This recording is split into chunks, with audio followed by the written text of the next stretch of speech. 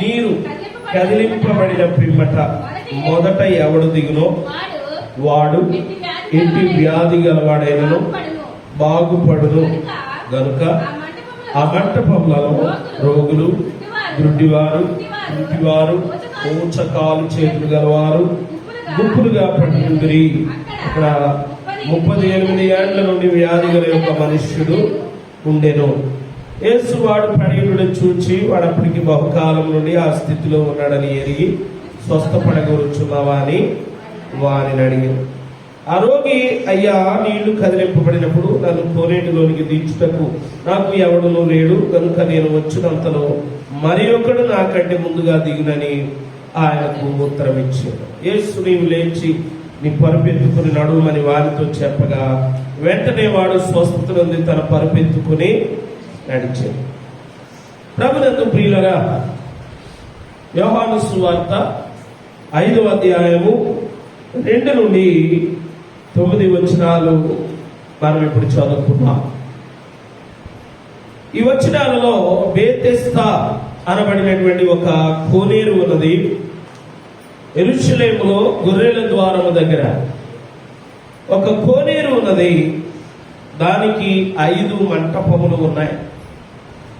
అయితే ఈ కోనేరు అనేటువంటిది దాని యొక్క వైశాల్యము కానీ దానికి ఉన్నటువంటి పొడవు వెడల్పులు కానీ దేవుని లేఖనంలో రాయబడలేదు. కానీ ఈ కోనేరుకు ఒక విశిష్టత ఉన్నది.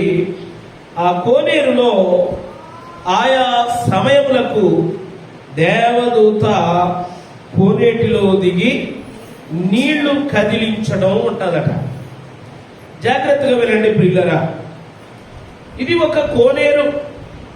ఈ కోనేటిలోనికి ఆయా సమయములకు అనగా నియమించబడినటువంటి సమయాలు, ఆ సమయాలు ఏంటో రాయబడలేదు. కానీ ఏ సమయమునైతే నిర్ణయించబడిందో ఆ సమయంలో దేవదూత దిగి వచ్చి కోనేటిలోనికి దిగి కదిలించడం అనేటువంటిది జరుగుతూ ఉంది. ఈ సమయాల్లో ఆ నీరు కదిలించబడుతుంది. ఆ కదిలించబడినప్పుడు మొదట ఎవడు దిగునో వాడు ఎట్టి వ్యాధి గలవాడైనను బాగుపడను. కోనేటికి ఉన్నటువంటి ప్రత్యేకత, మరొక ప్రత్యేకత ఏమిటంటే కోనేటిలో చాలా మంది దిగవచ్చు. కానీ మొదట ఎవరైతే దిగుతారో వాడు మాత్రమే బాగుపడతాడు. వాడు తరువాత అనేక మంది దిగవచ్చు, కానీ మొదటి వాడు మాత్రమే స్వస్థపడతాడని ఇక్కడ వ్రాయబడి ఉన్నది. ప్రభునందు ప్రియులైన వాడు ఎట్టి వ్యాధి గలవాడైనా, ఎటువంటి పరిస్థితి అయినా, ఎటువంటి ఘోరమైనటువంటి వ్యాధి గలవాడైనా కానీ అతడు బాగుపడును.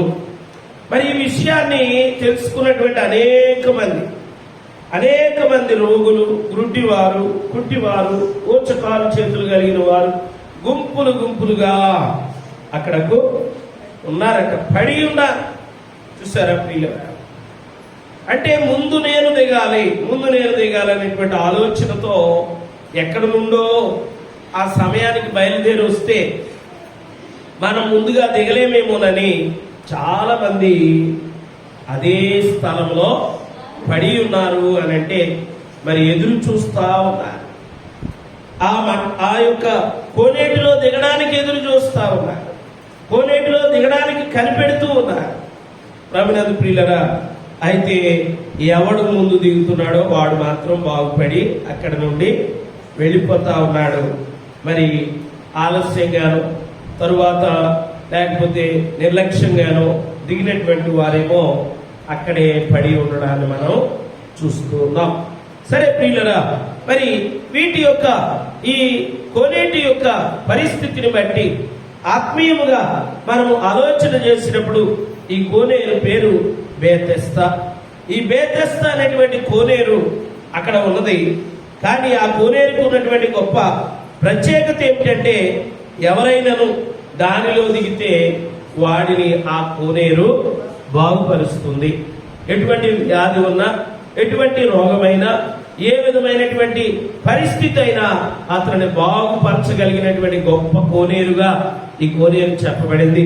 అయితే ప్రభునందు ప్రియులారా, ఎవరు అయినప్పటికీ, ఎట్టి వ్యాధి కలిగిన వాడు అయినప్పటికీ, ఏ పరిస్థితిలో ఉన్నప్పటికీ అతను ఏం చేయాలి? కోనేటి దగ్గరకు వెళ్ళాలి, కోనేటిలో దిగాలి. అప్పుడే అతడు బాగుపడతాడు, అప్పుడే అతడు స్వస్థపడతాడు. అయితే ప్రియమైన దేవుని బిడ్డలారా, దీని యొక్క ఆత్మీయమైనటువంటి అర్థాన్ని కనుక మనం ఆలోచన చేస్తే, ఇక్కడ ఉన్నటువంటిది ఒక కోనేరు ఉన్నది.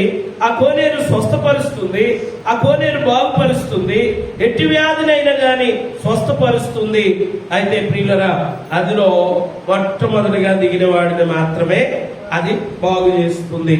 ఈ బెతెస్దా కోనేరును దేనితో పోలుస్తూ ఉన్నారనంటే, ప్రభువైనటువంటి యేసుక్రీస్తు వారితో పోల్చడం జరుగుతూ ఉంది.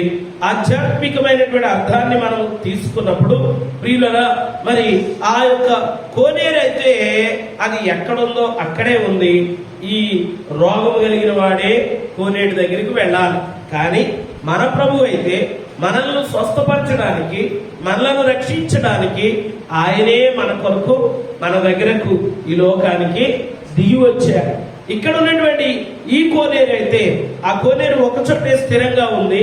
ఆ కోనేటి దగ్గరికి అవసరం ఉన్న వాళ్ళు, బాగుపడాలనుకున్న వాళ్ళు, స్వస్థ పొందాలనుకున్న వాళ్ళు ఆ కోనేటి దగ్గరికి వెళితే, బెతెస్దా అనేటువంటి ఆ కోనేటి దగ్గరికి వెళితే, మరి మన ప్రభు అయినటువంటి యేసుక్రీస్తు వారు మనల్ని బాగు చేయడానికి, మనల్ని స్వస్థపరచడానికి, పాప రోగము నుండి మనల్ని విడిపించడానికి, పాప జీవితం నుండి మనల్ని రక్షించడానికి తానే పరలోకాన్ని విడిచిపెట్టి ఈ లోకానికి వచ్చాడు. తానే మన దగ్గరకు వచ్చాడు. ఆయనే మానవ స్వరూపమును ధరించుకొని మన దగ్గరకు వచ్చినటువంటి గొప్ప దేవుడిగా మన దేవుణ్ణి మనం కలిగి ఉంటున్నాం. అయితే ప్రియమైన దేవుని బిడ్డలారా, ఇంకా ముందుకు వెళదాం. ఆయా సమయంలో దేవదూత కోనేటిలో దిగి నీళ్లు కదిలించడం ఉన్నది. ఆయా సమయానికి దేవదూత పరలోకము నుండి దిగి వచ్చి ఆ నీటిని కదిలిస్తా ఉన్నదట. ఆ నీటిలో కదలికలు కలుగుతూ ఉన్నాయి. ఆ నీరు కదిలించబడుతూ ఉంది. ఆ సమయంలో దిగాలి. ఇక్కడ ఈ బెతెస్దా కోనేరుకు ఉన్నటువంటి ప్రత్యేకత ఏమిటంటే, ఆ నీళ్లు కదిలించబడినప్పుడే దిగాలి. ఈ విషయాన్ని గనుక మనం ఆలోచన చేసినట్లయితే, నీళ్లు ఎక్కువగా దేవుని యొక్క లేఖనాల్లో అనేక మార్లు దేవుని యొక్క వాక్యముతో పోల్చబడింది. దేవుని యొక్క వాక్యము నీటితో పోల్చబడింది. ఆ నీరు కదిలించబడడం అనగా దేవదూత దిగి వచ్చి నీళ్లను కదిలించడం అని అంటే, దైవజనుల ద్వారా, దేవుని యొక్క వర్తమానికుల ద్వారా, దేవుని యొక్క వాక్యము ద్వారా మనము కదిలించబడాలి. ఆ వాక్యము ప్రకటించడమే నీళ్లు కదిలించడం అని అంటే, వాక్యాన్ని ప్రకటించడం, వాక్యాన్ని వివరించడం. మరి ఆయా సందర్భాలలో దైవదాసుల ద్వారా వాక్యము వెదజల్లబడుతుంది, దేవుని యొక్క వాక్యము ప్రచురించబడుతుంది, దేవుని యొక్క సువార్త ప్రకటించబడుతుంది. దేవదూత దిగి వచ్చి నీటిని కదిలించడం అని అంటే అది దేవుని యొక్క వాక్యమునకు గుర్తుగా ఉన్నది. వాక్యమును ప్రకటిస్తూ ఉన్నప్పుడు శ్రద్ధ కలిగి వాక్యాన్ని మనం విన్నట్లయితే అది మన హృదయములను కదిలించేదిగా ఉండాలి. దేవుని దూత దైవజనునికి గుర్తుగాను, నీళ్లు దేవుని యొక్క వాక్యమునకు గుర్తుగాను ఉన్నవి. అయితే ఆయా సమయములలో దేవదూత వచ్చి ఏం చేస్తున్నాడంటే, నీళ్లను కదిలించి వెళ్తా ఉన్నాడు. ప్రభునందు ప్రియమైన దేవుని బిడ్డలారా, దైవజనుడు కూడా ఆ రీతిగానే ఆయా సందర్భాలలో, ఆయా కూటాలలో ఎప్పుడైతే మనం ఏర్పాటు చేసుకున్నామో, ఎప్పుడైతే మనం నియమించుకున్నామో, ఆ సమయాలలో ఇక్కడ ఏం చేయబడుతుందనంటే, కోనేటిలో ఉన్నటువంటి నీరు కదిలించబడుతుంది, వాక్యము ప్రకటించబడుతుంది, దేవుని సువార్త ప్రకటించబడుతుంది, పాప క్షమాపణ కొరకైన దేవుని మాటలు వెదజల్లబడుతూ ఉన్నాయి. మరి ఆ నీరు కదిలినప్పుడు ఆ రోగులు ఏం చేయాలట? ఆ కోనేటిలోనికి దిగాలి, ప్రవేశించాలి. కాబట్టి ప్రియమైన దేవుని బిడ్డలారా, ప్రవేశిద్దామని అనేక మంది ఆ కోనేటి ఒడ్డున పడి ఉన్నారట. ప్రవేశిద్దామని, బాగుపడదామని, స్వస్థత పొందుదామని వాళ్ళందరూ కూడా బహుశా వచ్చి ఉండవచ్చు. కానీ చాలా మంది ఆ కోనేటి దగ్గర పడి ఉన్నారు, కానీ స్వస్థతను పొందుకోలేకుండా ఉంటూ ఉన్నారు. కారణం ఏంటంటే దానిలోనికి దిగలేకపోతా ఉన్నారు. ప్రభునందు ప్రియులారా, అదే విధముగా మరి ఈ ప్రాసెస్, లేకపోతే దేవదూత రావడం, నీళ్లు కదిలించడం, ఎవడో ఒకరు ముందుగా దిగడం, వాడు బాగుపడడం, వాడు వెళ్ళిపోవడం జరుగుతూ ఉంది. కానీ చాలా మంది అక్కడే ఉండిపోయారు. ప్రభునందు ప్రియులారా, అతడు ఎప్పుడైతే దిగాడో అతడు ఎట్టి వ్యాధి కలిగిన వాడైనను వాడు బాగుపడను. ఎటువంటి వ్యాధి కలిగిన వాడు బాగుపడుతూ ఉన్నాడు. అనగా ప్రభువు యొక్క వాక్యములో మన హృదయాలు బాగుపడాలి. హృదయమే అన్నిటికంటే మోసకరమైనది, అది ఘోరమైన వ్యాధి కలిగినది. ఈ వ్యాధి అన్ని వ్యాధుల కన్నా కూడా ఘోరమైనది అని దేవుని వాక్యం చెప్తా ఉన్నది. కనుక ప్రియులుగా ఈ వ్యాధి బాగుపడాలంటే దేవుని వాక్యంతో కడగబడాలి, దేవుని వాక్యంతో మనము సరి చేసుకోవాలి, దేవుని వాక్యంతో మన హృదయాలు సరిచేయబడాలి. కాబట్టి ప్రియులుగా దైవజనుడు నీళ్లను కదిలిస్తున్నప్పుడు, అనగా దైవజనుడు దేవుని వాక్యము ప్రకటిస్తున్నప్పుడు మన హృదయాలలో పశ్చాత్తాపం కలగాలి.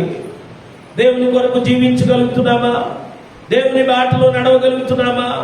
దేవుని కొరకు మన జీవితాలను మనము ఎంతవరకు మనము త్యాగం చేయగలుగుతున్నాం? దేవుని మార్గములను మనం అనుసరించగలుగుతున్నామా?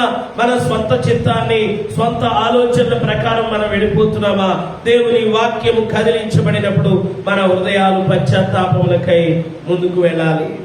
ఎవరైతే పశ్చాత్తాపడి వాక్యము ప్రకటించబడినప్పుడు వాక్యాన్ని అంగీకరించి వాక్యానుసారమైన జీవితాన్ని కలిగి ఉండి జీవితాలను సరి చేసుకుని ప్రభు కొరకు జీవిస్తారో వారు ఎట్టి వ్యాధి కలిగిన వారైనను వారు బాగుపడరు. దేవునికి స్తోత్రం, హల్లెలూయా. కాబట్టి ప్రియులరా, ఎటువంటి పరిస్థితి అయినప్పటికీ దేవుని దగ్గర నిజమైనటువంటి పశ్చాత్తాపముతో, నిజమైనటువంటి ఆ మారు మనస్సుతో నీవు దేవుని మందిరములకు వచ్చి, దేవుని సన్నిధికి వచ్చి నీవు మోకరించి, అపరాధినయ్యా నా అపరాధములను క్షమించమని, నేను పాపినయ్యా నా పాపములను క్షమించమని, ప్రభువా నా జీవితాన్ని మార్చమని ప్రభు సన్నిధిలో వేడుకుంటే వాడు ఎట్టి వ్యాధి కలిగిన వాడైనా, అంటే దాని అర్థం ఏమిటంటే వారు ఎవరైనప్పటికీ కూడా, వారి స్థితి ఏదైనప్పటికీ కూడా, వారి పరిస్థితి ఏదైనప్పటికీ కూడా నా దేవుడు కరుణ కలిగిన దేవుడు, నా దేవుడు ఆ వారిని స్వీకరించేటటువంటి దేవుడు. కనుక అతడు బాగుపడును. దేవుని యొక్క వాక్యంలో స్పష్టంగా తెలియజేస్తూ ఉన్నాడు. కనుక ప్రియులారా, ఇక్కడ బేతెస్దా కోనేటి దగ్గర చాలా చక్కని విషయాలు మనము అర్థం చేసుకోవడానికి అనేకమైనటువంటి సంగతులు ఇక్కడ మనకు కనబడుతున్నాయి ప్రియులారా. కాబట్టి అక్కడ అనేక మంది ఉన్నారట, రోగులు, గురుడివారు, కుంటివారు, ఓచకాలు చేతులు కలిగిన వారు గుంపులుగా అక్కడ పడి ఉన్నారు. అయితే ప్రియులారా, వారిలో అక్కడ 38 ఏండ్ల నుండి వ్యాధి గల ఒక మనుష్యుడు. నేను ఎన్నేళ్ళని? 38 ఏండ్లు. అంటే దాదాపుగా మరి సగం జీవితం అక్కడ కూర్చుని ఉన్నాడు ఒక ఆయన. ప్రభునందు పిల్లలు అనేక మంది పడి ఉన్నారు. అయితే వారిలో ఒకని గూర్చి ఇక్కడ వ్రాయబడి ఉన్నది. అతడు ఎన్నేళ్ళు అంటే 38 ఏండ్ల నుండి అక్కడ వ్యాధి కలిగి అక్కడ పడి ఉన్నాడు, కానీ స్వస్థతను మాత్రం పొందుకోలేకపోయాడు. ఎన్ని సంవత్సరాల నుంచి? 38 ఏండ్ల నుండి. ప్రభునందు ప్రియులరా, మరి బహుశా ఈ వ్యక్తికి ఆ కోనేటిలో దిగితే స్వస్థత కలుగుతుంది అని తెలుసు. ఆ కోనేటి దగ్గరకు వచ్చాడు, అక్కడే ఉంటున్నాడు. ఆ కోనేటిలో దిగాలనేటువంటి ప్రయత్నం మాత్రం చేయడం లేదు, ఒడ్డునే ఉండి చూస్తా ఉన్నాడు. ప్రభునందు ప్రియులరా, 38 సంవత్సరాలుగా అక్కడే పడి ఉన్నాడు. ఇలాగే బాగుందనుకుంటున్నాడేమో.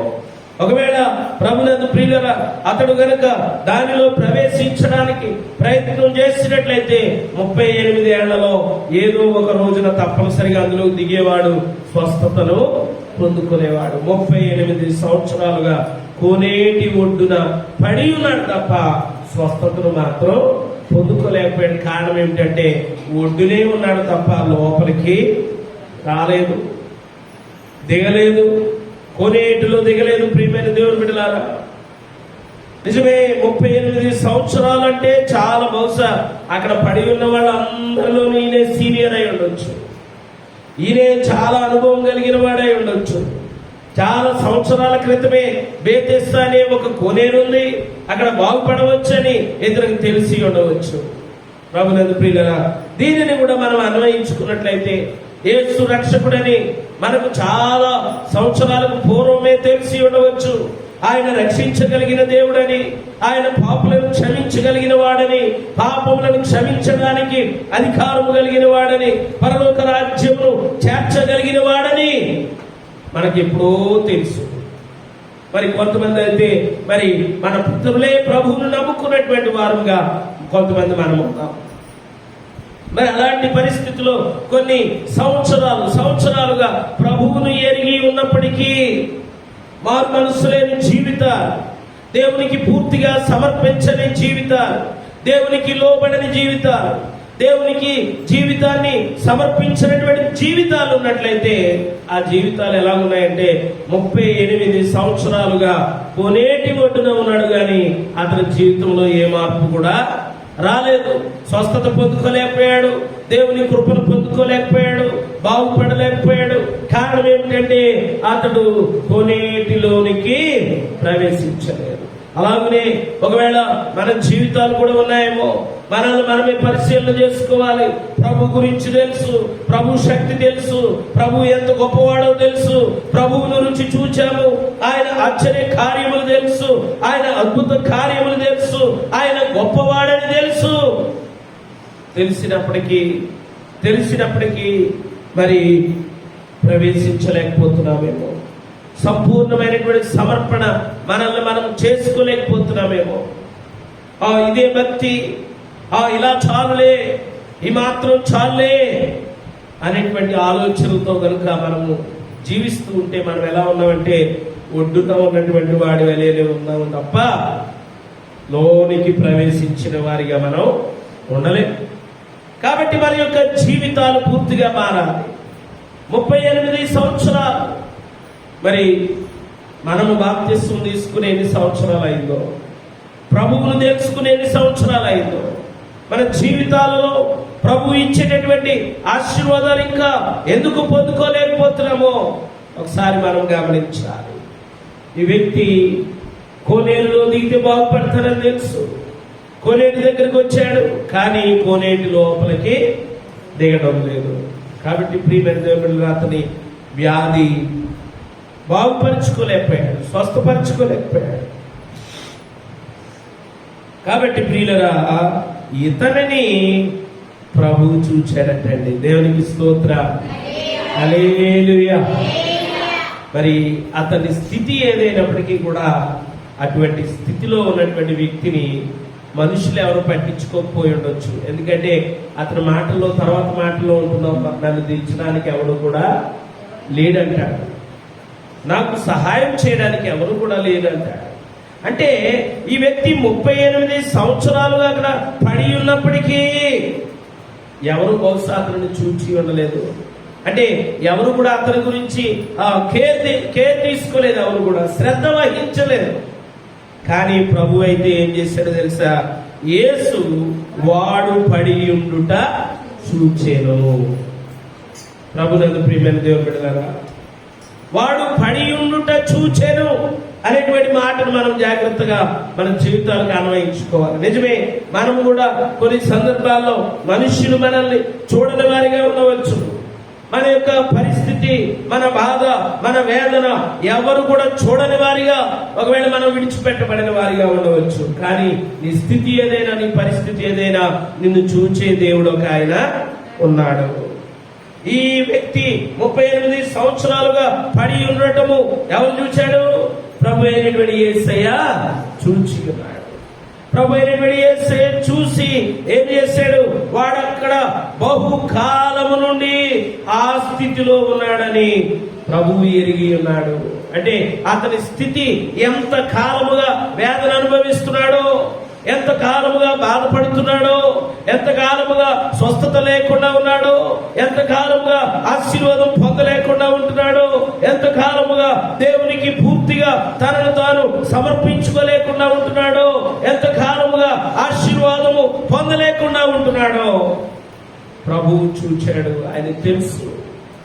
మనుషులకు తెలియకపోవచ్చు, మనుషులు గమనించకపోవచ్చు నీవు పడే వేదన, నీకున్నటువంటి కష్టము, నీకున్నటువంటి శ్రమ, నీకున్నటువంటి వ్యాధి, నీకున్నటువంటి బాధ, నీకున్నటువంటి లోటు మనుషులు చూడకపోవచ్చును. గాని సర్వము ఎరిగిన దేవుడు, సమస్తమును చూచుచున్న దేవుడు ఈ 38 ఏండ్ల నుండి పడి ఉన్న వారిని, మరి అనేక మంది వస్తున్నారు అక్కడికి, స్వస్థత కోసం వస్తున్నారు, అనేక రకాలుగా వస్తున్నారు. గుడ్డివారు, కుంటివారు, ఇంకా రకరకాలైనటువంటి వ్యాధులు కలిగిన వాళ్ళు ఎలా వస్తున్నారట, గుంపులు గుంపులుగా వస్తా ఉన్నారు.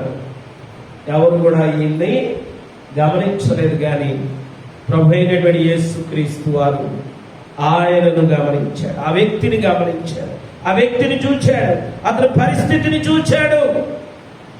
మరి చూచి అతని దగ్గరికి వెళ్ళి నీవు స్వస్థపడగోరుచున్నావా అని అడుగుతున్నాడు. దేవునికి స్తోత్రం, హల్లెలూయా. స్వస్థపడగోరుచున్నావా? ప్రభు అడిగినటువంటి మాటను మనం గమనించాలి. ప్రభునందు ప్రియులారా, నిజమే మనమున్నటువంటి స్థితి మన పొరుగు వారికి తెలియకపోవచ్చు, ఎవరు కూడా మనల్ని ఆదరించకపోవచ్చును, ఎవరు కూడా మన యొక్క స్థితిని చూసి మనల్ని పలకరించకపోవచ్చును. ప్రియులారా, 38 సంవత్సరాలుగా అటువంటి స్థితిలోనే ఉన్నాడు ఈ వ్యక్తి. 38 సంవత్సరాలుగా స్వస్థపడాలని ఎక్కడికి వచ్చి ఉన్నాడు, కానీ స్వస్థత పొందకుండానే ఉన్నాడు. నిజమే, దేవుని దగ్గరికి వచ్చి ఉన్న మనము, దేవుని గురించి తెలుసుకున్నటువంటి మనము కూడా ఆయన ఇచ్చేటటువంటి గొప్ప ఆశీర్వాదాలు పొందుకోలేకుండా ఉంటున్నాం. ఆయన ఇచ్చే దీవెనలు పొందుకోలేకుండా, ఒకవేళ ఆ 38 సంవత్సరాలుగా స్వస్థత పొందలేకుండా ఉన్నటువంటి ఆ వ్యక్తిని పోలి ఒకవేళ మనం ఉన్నాయేమో, మన జీవితాలు ఉన్నాయేమో, మన విశ్వాస జీవితము అట్టి రీతిగా ఉన్నదేమో. ఈ రాత్రి ఒకసారి మనమే పరిశీలన చేసుకోవాలి. ప్రభు అంటున్నాడు, నీవు స్వస్థపడగోరుచున్నావా? ఈ రాత్రి ప్రభు మనల్ని కూడా ప్రశ్నిస్తా ఉన్నాడు. నీవేదైతే లోటు కలిగి ఉన్నావో, అక్కడ ఆ వ్యక్తికి ఉన్నటువంటి లోటు ఏమిటంటే స్వస్థత. మరి ఆ స్వస్థతను నీవు పొందగోరుచున్నావా అని అడుగుతున్నాడు. ప్రియమైన సహోదరుడా, సహోదరి, నీకున్నటువంటి లోటు ఏమిటో ప్రభు ఇక్కడ అడుగుతున్నాడు. ఇప్పుడు ఇదిగో నీవు నీ లోటు ఏమిటో నీవు గ్రహించావా? ఆ లోటును నీవు తీర్చుకోవాలనుకుంటున్నావా? సమాధానం లేనటువంటి పరిస్థితిలో ఉంటే సమాధానము పొందగోరుచున్నావా? ఆశీర్వాదం లేనటువంటి పరిస్థితిలో ఉంటే ఆశీర్వాదం పొందగోరుచున్నావా? దీవెనకరమైనటువంటి పరిస్థితులు లేనప్పుడు దీవెన పొందగోరుచున్నావా? శాంతి లేనటువంటి పరిస్థితుల్లో ఉంటే ఇదిగో దేవుడు శాంతిని ఇవ్వడానికి వచ్చి ఉన్నాడు, నీవు శాంతిని పొందగోరుచున్నావా? ఆయన మనల్ని ప్రశ్నిస్తా ఉన్నాడు. కారణం ఏమిటంటే ప్రియులరా, ఈ వ్యక్తి మరి అక్కడ బాహ్యంగా అక్కడ ఉన్నాడు తప్ప నిజమైనటువంటి బలమైనటువంటి కోరిక అతనికి లేదు. స్వస్థపడాలనుకుంటే కొనేటి ఒడ్డునే ఉన్నాడు, కొనేటిలో దిగితే స్వస్థపడిపోతాడు. ప్రభునందు ప్రియులరా, కానీ అతడు అంటున్నాడు కదా, మరి ఎందుకు 38 సంవత్సరాలుగా నీవు ఉన్నావు కానీ నీవెందుకు స్వస్థపడలేకపోయావు? ఎందుకు దేవుని ఆశీర్వాదాలు పొందలేకపోయావు? ఎందుకు దేవుని కృపలను పొందలేకపోయావు?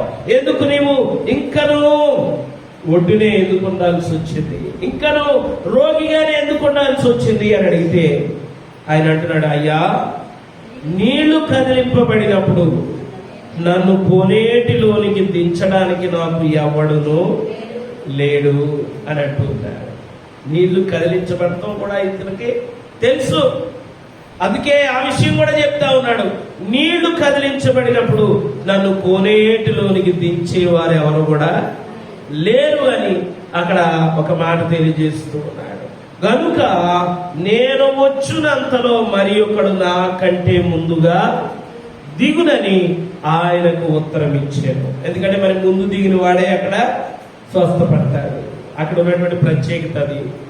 ప్రభునందు ప్రియులరా, మరి ఆ రోగి చెప్తున్నటువంటి మాట, నీళ్లు కదిలింపబడినప్పుడు నన్ను కోనేటిలోనికి దించుటకు నాకు ఎవడును లేడు అని అక్కడ ఒక మాట చెప్తా ఉన్నాడు. ప్రభునందు ప్రియులరా, మరి ఈనాడైతే ఒకవేళ అతనికైతే ఎవరు లేరేమో గాని ఈనాడు అనేక మంది ఉన్నారు. నీళ్లు కదిలించబడినప్పుడు దేవుని యొక్క సువార్తను ప్రకటించేవారు ఈనాడు అనేక మంది ఉన్నారు. దేవుని గురించి తెలియజెప్పేవారు అనేక మంది ఉన్నారు. దేవుని యొక్క రాజ్య సువార్తను ప్రకటించేవారు అనేక మంది ఉన్నారు.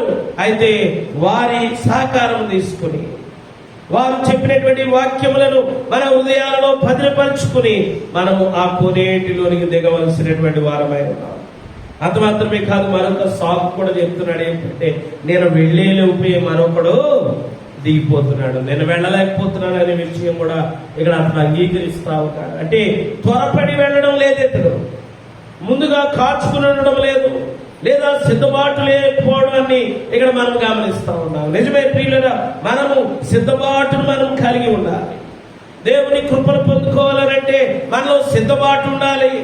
దేవుని ఆశీర్వాదాలు పొందుకోవాలనంటే మనలో సిద్ధబాటు ఉండాలి.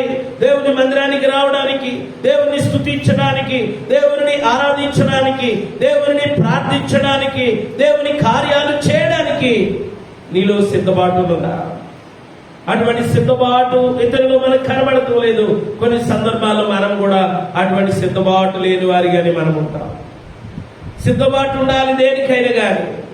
సిద్ధబాటు లేకుండా ఆశీర్వదించబడలేము. మనకున్న సమస్యలు పోగొట్టుకోలేము, మనకున్న వ్యాధి బాధలను దూరపరచుకోలేము. సిద్ధబాటు అనేటువంటిది ఒక వ్యక్తి యొక్క జీవితంలో చాలా అవసరమైనటువంటిది. కాబట్టి నేను వెళదామనుకుంటున్నాను, వెళుతున్నాను, నాకంటే ముందే మరొకడు దిగిపోతున్నాడు. అంటే వాళ్ళు మరి ఇతనికంటే గొప్ప వాళ్ళు ఏమి కాదు. దిగే వాళ్ళందరూ కూడా ఎవరు? దిగే వాళ్ళందరూ ఏదో ఒక రోగంతో బాధపడుతున్న వాళ్ళే. పోనీ ఇతనేమో రోగంతో ఉన్నాడు కాబట్టి స్లోగా వెళ్తున్నాడు, మిగిలిన వాళ్ళు ఏమో స్పీడ్గా వెళ్ళిపోతున్నారు అనుకుంటా వాళ్ళు ఆరోగ్యంగా ఉన్న వాళ్ళు ఏం కూడా కాదు. మరి ఇతను ఎందుకు వెళ్ళలేకపోతున్నాడు అంటే ప్రభుత్వ ప్రియుల రైతుల్లో సిద్ధబాటు అనేటువంటిది లేకపోవడమే. పైగా మరి అతడు మరి నన్ను ఎవడు కూడా దించడానికి ఎవరు కూడా లేరని మరొకరి మీద ఆధారపడే వ్యక్తిగా ఇక్కడ కనబడతా ఉంటాడు. ప్రభునందు ప్రియులరా, దేవుని యొక్క లేఖనాలను మనం గమనించినప్పుడు సిద్ధ మనస్సు అనేటువంటిది జోడును తొడుగుతునుడి అంటూ ఉన్నాడు.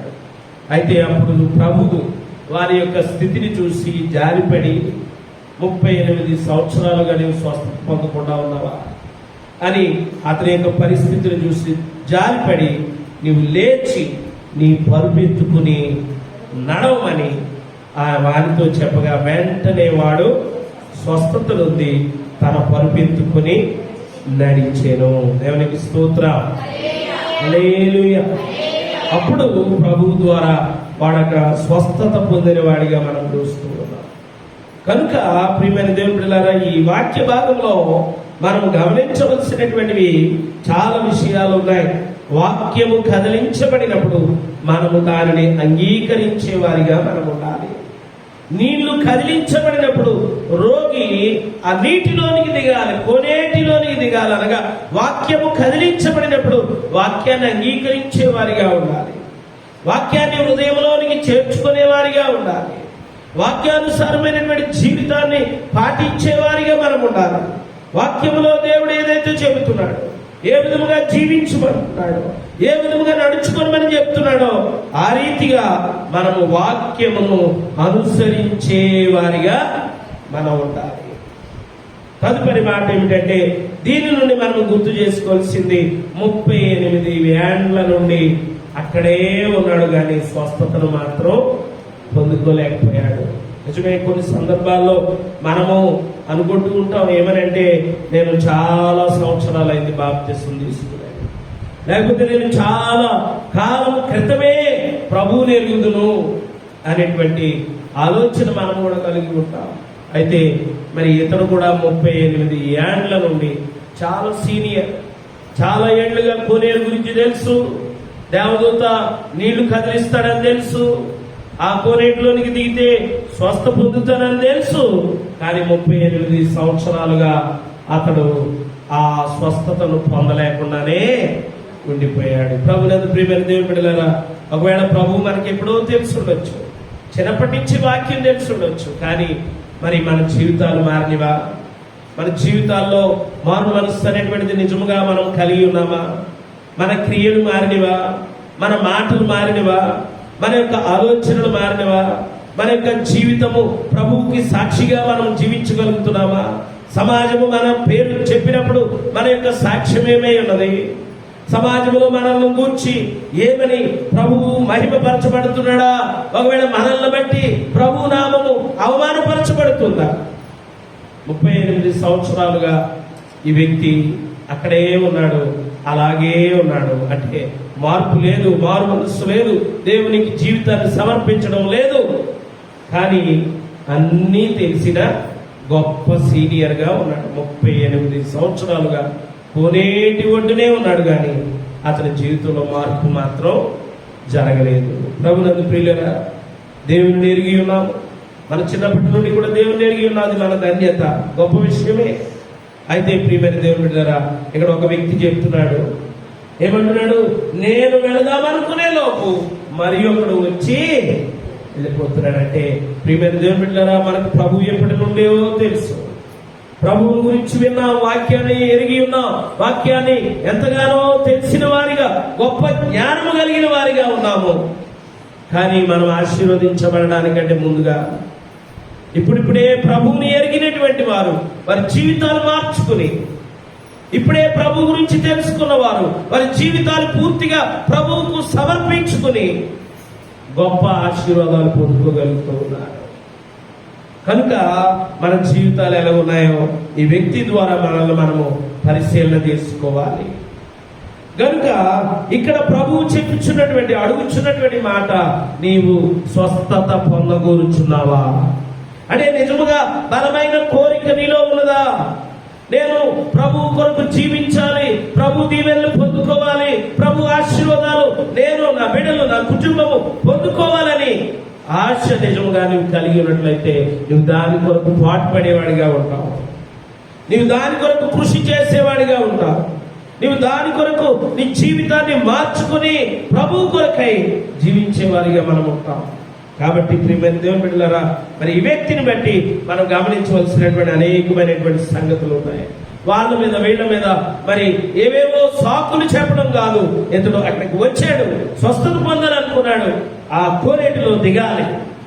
అది మానేసి ఎవరు లేరు, నన్ను తీసుకెళ్లేవాళ్ళు లేరు, నాకు చెప్పేవాళ్ళు లేరు, నాకు నడిపించేవాళ్ళు లేరు, ఇలా రకరకాలైనటువంటి మాటలు ఈనాడు కూడా మనలో కొంతమంది మన జీవితాల్లో ఒకవేళ అలాంటి మాటలు ఉన్నాయేమో, ఏదో తప్పించుకునేటటువంటి మాటలు.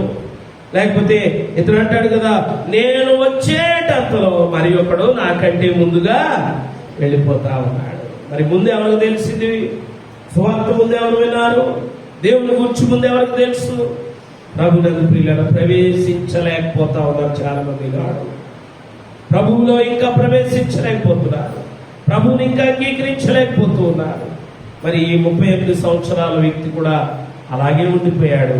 అయితే అటువంటి వ్యక్తి స్థితిని కూడా ప్రభువు చూచాడు. దేవునికి స్తోత్రం. అటువంటి స్థితిని కూడా ప్రభువు చూచి వారి మీద జాలిపడి, అయ్యో 38 సంవత్సరాలుగా ఈ వ్యక్తి ఇదే స్థితిలో ఉన్నాడు, ఇతనిని స్వస్థపరుద్దామని అతని స్థితిని చూచి జాలిపడి ప్రభువు అతని దగ్గరికి వచ్చి అతన్ని స్వస్థపరిచాడు. ఎందుకంటే మనం ఏ స్థితిలో ఉన్నా మనల్ని చూచే దేవుడు మన గొప్ప దేవుడు. దేవునికి స్తోత్రం. హల్లెలూయా. కాబట్టి ప్రియులరా, అక్కడ గుంపులు గుంపులుగా ఎంతో మంది వచ్చారు, ఎవరు ఆయన పట్టించుకోలేదు. అలాగే ఈ లోకంలో మన బంధుమిత్రులు లేకపోతే మన ఇరుగు పొరుగు వారు ఎవరు మనల్ని పట్టించుకోకపోయినా మన స్థితి ఎరిగిన దేవుడు మనల్ని పట్టించుకుంటాడు, మన కొరత తీరుస్తాడు, మన దగ్గరికి వచ్చి ఆయన ఆదరిస్తాడు, మన దగ్గరికి వచ్చి ఆయన మనల్ని బలపరుస్తాడు. గొప్ప దేవుడిని మనం కలిగి ఉన్నాం. ఈ వ్యక్తిని ఎవరు పట్టించుకోకపోయినా కానీ 38 సంవత్సరాలుగా ప్రభువు వచ్చి ఆయనను పట్టించుకున్నాడు, ఆయనతో మాట్లాడాడు, ఆయనకి స్వస్థతను అనుగ్రహించాడు. దేవునికి స్తోత్రం. హల్లెలూయా. కనుక అటువంటి గొప్ప దేవుడు మనకున్నాడు. కనుక మన స్థితిని బట్టి, మనకున్న పరిస్థితిని బట్టి మనం బాధపడవలసిన అవసరం లేదు. ఆయన మనకున్నాడు. ఆయనను మనం వేడుకున్నప్పుడు ఆయనే కదిలి మన దగ్గరికి వచ్చే గొప్ప దేవుడై ఉన్నాడు. దేవునికి స్తోత్రం. హల్లెలూయా. కాబట్టి ఇక్కడ ఒక తేడా ఏమిటంటే, ఇక్కడ చెప్పబడినటువంటి ఈ బేతెస్త కోనేరు దగ్గరికి అయితే వీళ్ళందరూ వెళ్ళాలి, కానీ మన బేతెస్త కోనేరైనటువంటి మన ప్రభు అయితే ఆయనే మన దగ్గరికి మానవ రూపంలో ధరించి, మానవ రూపాన్ని ధరించి మన కోసమై ఈ లోకంలోనికి ఆయన దిగి వచ్చి ఉన్నాడు. దేవునికి స్తోత్రం. హల్లెలూయా. కాబట్టి ప్రియులరా, ఆయన స్వస్థపరిచాడు. వెంటనే అతడు అప్పటిదాకా ఉన్న పడి ఉన్నటువంటి స్థితి నుండి, అప్పటిదాకా రోగంతో ఉన్నటువంటి స్థితి నుండి, అప్పటిదాకా వ్యాధితో ఉన్నటువంటి స్థితి నుండి వెంటనే వాడి పరుపెత్తుకుని వాడు నడిచి వెళ్ళిపోయాడటండి. గొప్ప సంతోషం, గొప్ప స్వస్థతను అక్కడ మనము చూడగలుగుతూ ఉన్నాం. నిజమే, మన జీవితాల్లో కూడా అటువంటి గొప్ప కార్యాలు దేవుడు మన పట్ల జరిగించాలని ఆలోచన చేస్తున్నాడు. మరి నీవైతే స్వస్థత పొందగోరుచున్నావా? శాంతిని పొందగోరుచున్నావా? సమాధానం పొందగోరుచున్నావా? ఆశీర్వాదం పొందగోరుచున్నావా అని ప్రభువు నిన్ను అడుగుతున్నాడు. నీ సమాధానం ఈ రాత్రి ఏమై ఉన్నది? మోకరిద్దాం, ప్రార్థన చేసుకుందాం.